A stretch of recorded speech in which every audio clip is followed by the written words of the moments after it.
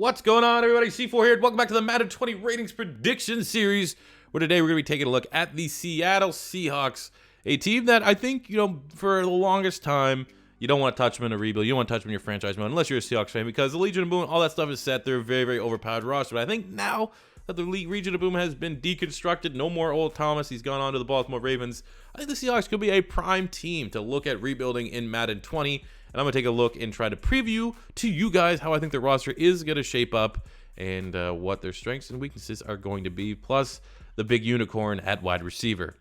Jumping to the quarterback spot, I'm going to give Russell Wilson a 92. I think, without a doubt, in my biased opinion, and this is someone that every time Russell Wilson plays the Eagles, he goes off. I should hate his guts. I think he might be the most important player to his team, regardless of position in the National Football League. I think without Russell Wilson, the Seahawks go from whatever they're going to be to like the worst team in the league quicker than any other team in the league. I'm giving him a 92. I think he should probably pull in a top 3, top 5 QB ranking. I personally think I would have him at top 3. He's unstoppable, man. He's very, very good. Got paid 3,400 passing yards last year, 35 touchdowns to 7 picks, 300 rushing yards. Luckily, they had a little bit of a run game last year, so that he didn't have to scramble as much as he has in years past, and hopefully that continues next season, as long as it's not against my Eagles. At the running back spot, we have Carson. We're going to have an 83 overall, 1,300 yards from scrimmage, 9 total touchdowns last year. Again, probably a common thing that we talk about through all these ratings is the most used word is underrated, but I still do think Carson is slightly underrated. You throw in Rashad Penny, who was a very, very surprising pick in the first round. He wasn't terrible. 500 yards from scrimmage, 2 touchdowns last year. All reports right now from Seahawks training camp is that he's looking really, really good. So once again, as long as their offensive line holds up, they will have a solid rushing attack. You also have McKissick back here, who's a nice receiving threat. At wide receiver, we have Tyler Lockett, who's going to be the main man here in Seattle. We're giving him an 87 overall. He had over 1,000 yards of scrimmage, 10 total touchdowns last year. His chemistry with Russell Wilson is very good. You can use Lockett all over the field. He's a deep threat. He can go in the slot. He has some special teams ability. Very dynamic weapon for the Seattle Seahawks. I think he'll have a nice rating. David Moore will give him a 76 overall, 450 yards, 5 touchdowns last year. And then we have the unicorn that we're talking about, DK Metcalf. I'm giving him a 75. I know he slipped. I know everyone says about the agility, the route running, and all that bullshit. He's still very, very good. He's going to be godly in Madden 20. Height, weight, speed. He's going to have 93, 94, 95 speed in that territory at 6'3", 230. I think in real life, he's the perfect fit for Seattle. I can just picture Russell Wilson on play-action passes. Just have DK running a straight line, and he's got to get open more often than not. There's just not DBs designed and built to cover guys like him.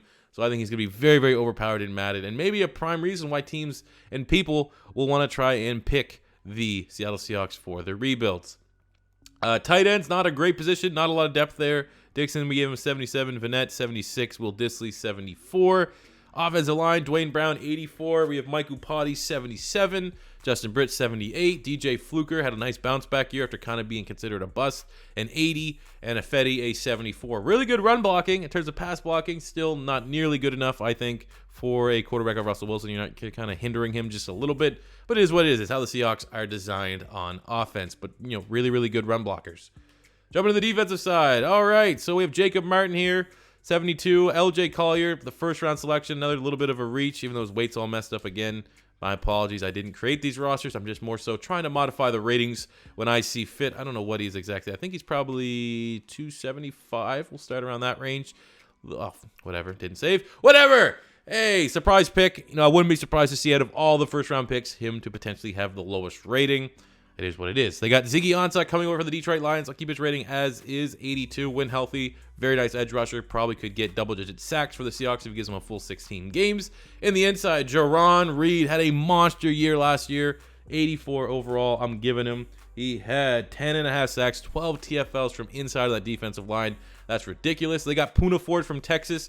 Budget guy. I don't think they drafted him. I think he was a UDFA. Got some great run defense out of him. Nice young D-line here for the Seahawks and for you guys in your potential rebuilds. Linebacking core is not super sexy. Barkevius Mingo will give him a 77. Inside, Bobby Wagner gets the 99. I think he's his best linebacker in football, if not tied again with Luke Kuechly. It's always going to go back and forth between those two. They are in a tier and a class of their own, but I think Bobby Wags has done enough to get that 99 in Madden 20 and join that illustrious club. Right outside linebacker, KJ Wright, solid. He's a solid linebacker. We're giving him an 81. They have Michael Kendricks, who, I don't know what's going on with the whole indictment about insider trading and stuff like that, if he's going to be able to play or not. And if you're a user god, Shaquem Griffin's always a very fun linebacker to use. He's like the DK Metcalf on the defensive side of the ball. Jumping to the secondary, we have Shaquille Griffin, who we're keeping at an 80 overall. You got Trey Flowers, too, who was an absolute steal. Had some really good football, graded well from Pro Football Focus with a 79. So there's some nice guys there that if you want to try to rebuild the Legion of Boom, you're going to have the potential players with that upside to be able to do so. At free safety, we have Tedrick Thompson from Colorado. We're giving him a 76. Also wouldn't sleep on the two rookies I got in Amadi and Marquise Blair, both really solid playmakers.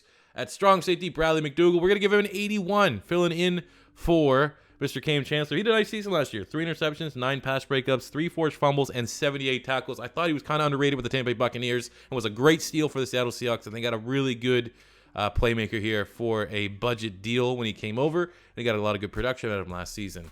Kicker, you have Myers, 79, and one of the best punters in the league already, polarizing punter, Michael Dixon, gets an 84.